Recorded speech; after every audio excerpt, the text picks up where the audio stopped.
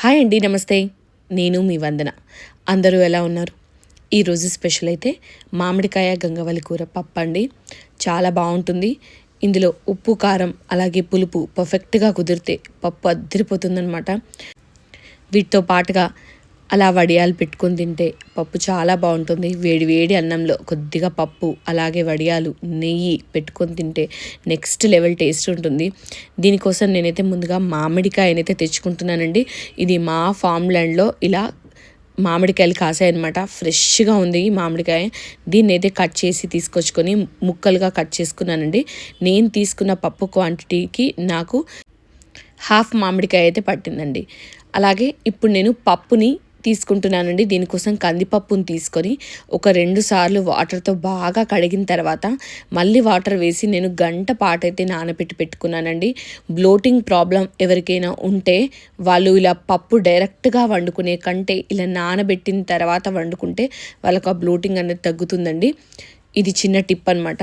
ఇప్పుడు గంట తర్వాత నేను స్టవ్ ఆన్ చేసి కుక్కర్లోకి ముందుగా నానబెట్టుకున్న పప్పును వేసుకున్నానండి. పప్పు నానబెట్టిన వాటర్ని నేను 2 సార్లు కడిగి తీసేసిన తర్వాత మళ్ళీ వాటర్ వేసి అలా వాటర్తో సహా ఇందులో అయితే వేసేసానండి.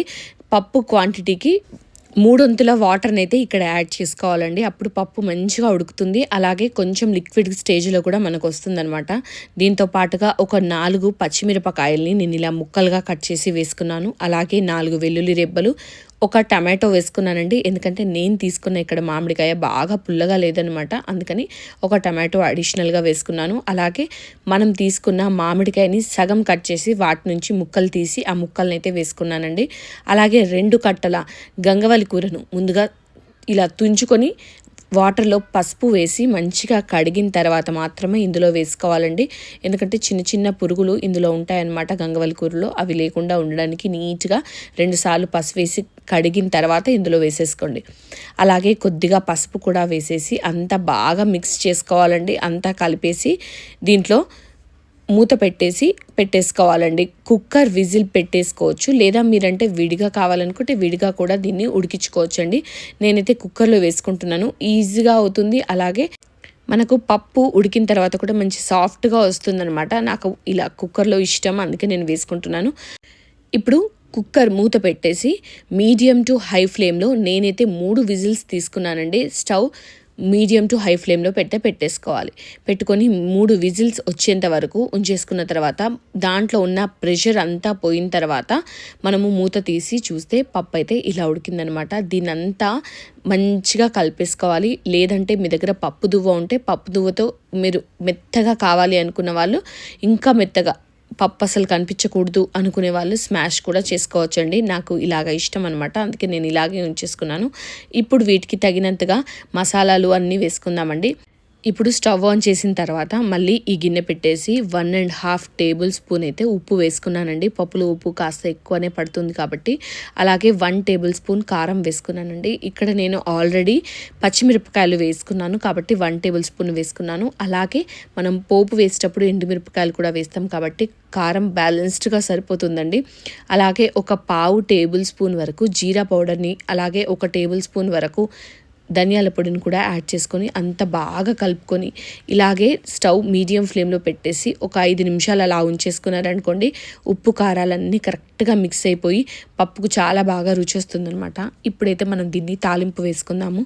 తాలింపు కోసం స్టవ్ ఆన్ చేసి మళ్ళీ కడాయి పెట్టేసుకోవాలండి. ఇక్కడ నేనైతే నెయ్యితో తాలింపు వేసుకుంటున్నాను.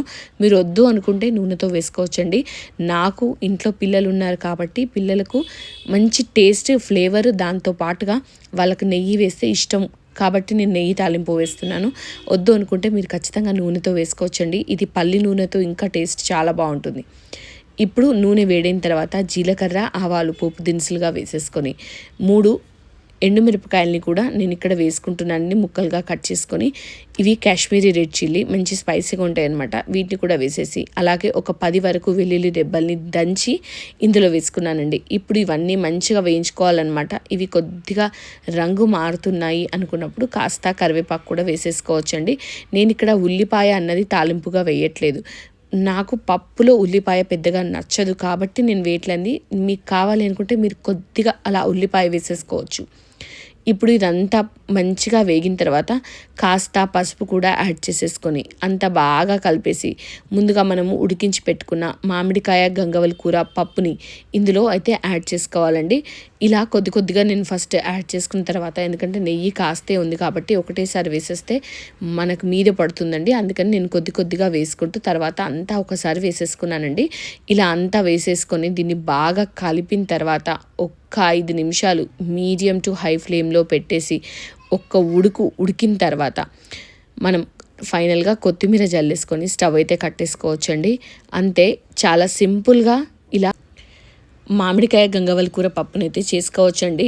పెద్దగా టైం కూడా పట్టదు. మనకు కడుపులో బ్లోటింగ్ లేకుండా ఉండడానికి అంటూ చూసుకొని పప్పుని కాసేపు ముందుగా నానబెట్టుకోవడమే కొద్దిగా పని అన్నమాట. లేదు అంటే అప్పటికప్పుడు మంచిగా చేసేసుకోవచ్చు. ఇది వేడి వేడి అన్నంలో కాస్త నెయ్యి తగిలిచ్చి అలా పప్పు వేసుకొని మామిడికాయ ముక్క అలాగే వడియాలు పెట్టుకొని తింటే ఉంటుంది సూపర్. మీరే అంటారు. ఒకసారి ఈ పద్ధతిలో అయితే మామిడికాయ పప్పుని ట్రై చేసి చూడండి. మామిడికాయ వేడి అనుకున్న వాళ్ళకు గంగవల్లి కూర చలువ అండి. అది కూడా గుర్తుపెట్టుకొని మంచిగా చేసుకోండి, ఎంజాయ్ చేయండి. మీరు వీడియో కనుక నచ్చితే వీడియోకి లైక్ చేసి షేర్ చేయండి. Thanks for watching. Please subscribe to this by Vandana YouTube channel. మరొకసారి మళ్ళొక వీడియోలో కలుద్దాం. అంతవరకు బాయ్.